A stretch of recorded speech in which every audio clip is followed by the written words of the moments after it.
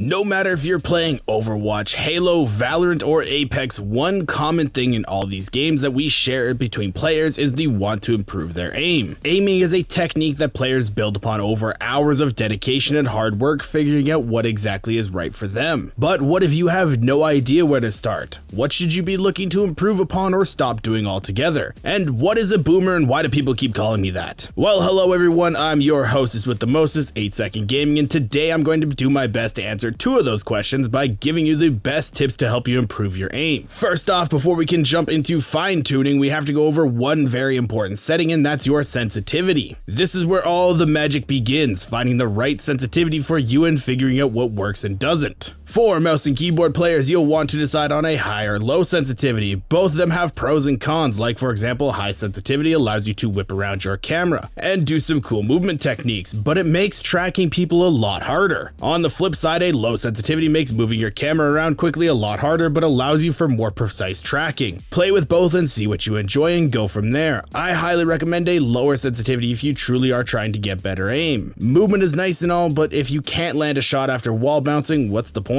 For mouse and keyboard, you can check out prosettings.net and see what your favorite pro player runs for their sens. I don't recommend copying them exactly because that's what works best for them, not you. But this does give you a good baseline to test and play off of. For controller players, if you really want to dial in your sens, you want to start using ALC or advanced look controls. These are very in-depth and will take a whole video on their own to cover, so in the meantime, a low sensitivity is 1.3 and a high sense is 7.10. Again, play around and see what you like. And for both players, don't be afraid to change it mid-game. If you feel your tracking is slow, then raise your ADS sense a bit. Your sensitivity should always be adapting to fit your playstyle. I still change mine when I feel the need to. Now that we have our sensitivity figured out, we can talk about tip number 2, and that's crosshair placement. In a game like Apex where time to kill on guns is milliseconds apart, you can't afford to waste any time. Having proper crosshair placement allows you to land those first crucial shots to help you win your gunfights. You usually want to have the center screen. It allows you to snap to upper chest level on average height legends. The reason I say this is because not all legends are the same height. Lifeline is short and Pathfinder's tall. If you had this at head level where Pathfinder's head would be missing Lifeline's head, you've missed your opening shots. Averaging the heights out and having your crosshair in this spot allows you to be hitting all legends no matter what. Then you can make micro adjustments after you start shooting. Also, if you're holding corners, hold as close as you can to where you first see them. That way you can start shooting right away and land more shots before they have a chance to react. If you hold wide angles, they will get more time out of peeker's advantage and could lead to you losing fights. Now that you've got your crosshair placement in mind and you've also got your sensitivity figured out, the next tip is to learn recoil patterns. You can see these patterns by simply picking up a gun and holding down the trigger and not touching anything. But if you need more of a visual aid, then you can walk up to a wall, scope in and fire, letting the gun do its pattern. You can then trace that back and see what you need to do in order to master the pattern. There are things to circumvent this, like jitter aiming. You can do this on both controller and mouse and keyboard. But if you really want to have better aim, don't take any shortcuts. Do not jitter aim. Take the time to learn the patterns. I really wish there was more for me to talk about with patterns and help you learn them a lot easier, but it's really just going in and learning them to the point of mastery. This is one that will take time, so don't get discouraged. But quickly, if you guys are enjoying the video and learning lots, go ahead and drop a thumbs up. It really helps out the channel. And don't forget to hit the subscribe button to stay up to date with all of our new videos coming out. Now that we've got that down though, let's talk about the next tip, and that's practice daily. Look, I get it, some of you don't have a whole lot of time to play video games each day, but taking even 10 minutes to hop into the firing range and learn a new recoil pattern or brush up on old ones will help you grow as a player exponentially. Load into the firing range, grab some guns, don't only use a sight, mix and match some attachments so you get a feel for the pulls no matter what you have going on in game. Spray the dummies down and just get yourself into zone. Your muscle memory will fire up and you'll feel way better going into games to help you out. Now, before we talk about habits to avoid, I want to talk about one thing, and that's using aim trainers. I personally use both Kovacs and Aim Labs and love both of them. These have helped me in my aim in ways that playing the game couldn't. Playing and drilling things like grid shot have helped my flicking a lot and can really help with your crosshair placement too. The main thing aim trainers teach is where your mouse is on screen. This will allow you to quickly snap back to good placement after fights or looting something off the ground. And not a lot of people take full advantage of these things. If you're looking to get extra help, I 10 out of 10 recommend recommend downloading one of them. Though I am sorry, console players, I know that there are some in development right now, but until then, you guys just have the firing range. Now, all this video I've talked about things you should do, but what are some things that you shouldn't do? So let's start off with number 1, overusing 1v1s. 1v1s paint a perfect picture where you and your opponent have the same health, same guns, are on equal playing fields. It truly does not help you if you over drill these. Use these to warm up or help you track a bit, but don't think if all you do is 1v1 it'll help your aim. In-game factors will be introduced. If you haven't practiced them, it will throw off your aim. Now I just want to be clear, I'm not saying don't do these, I'm just saying don't overdo them. Now number 2 is only using guns you know. Don't do this either. Go into the firing range and learn all of the guns. If you drop into a game and can only find a Havoc and you haven't played with it, you need to know how to control it. Practice with all the guns so that no matter the circumstances you are able to fight and be an asset to your team. And number 3 is relying on aim trainers too much. Now I know I said I recommended downloading one and I stand by that, but you don't want to spend hours on end in them. These are used as a supplement to your training. Think of things as a gym. Aim trainers aren't the whole workout, they're an exercise you do. If all you did was bench press, your body would be lacking in other areas. Same thing goes with aim trainers. Practice with them, use them, but spend time in other areas too. Now before I go, I really wanted to save this till the end and drill it into people, because if you stayed this long, it means that you are truly committed to getting better. And this is, don't try to build your wall of aiming all at the same time. It won't work. Start with one area or one brick in this example and learn that first. Once that brick is laid perfectly, you can move on to the next brick and then the next one until you finally have a wall, and then you'll truly be an aim god. If you try to do everything all at once, you will get overwhelmed and not see fast results, causing you to lose motivation. Push through, laying one brick at a time and becoming aim god like I know you can. Now I really hope you guys learned something and found this useful. If you did, again, please drop a like on the video, it really helps the channel. Also, if you've made it this far and haven't subscribed yet, what are you waiting for? Smash that sub button and ring the bell to be notified when we post new videos. We make daily, highly educational content that you won't want to miss out on. Thank you all for watching. Once again, I'm 8 Second Gaming and I'll see you in the next one.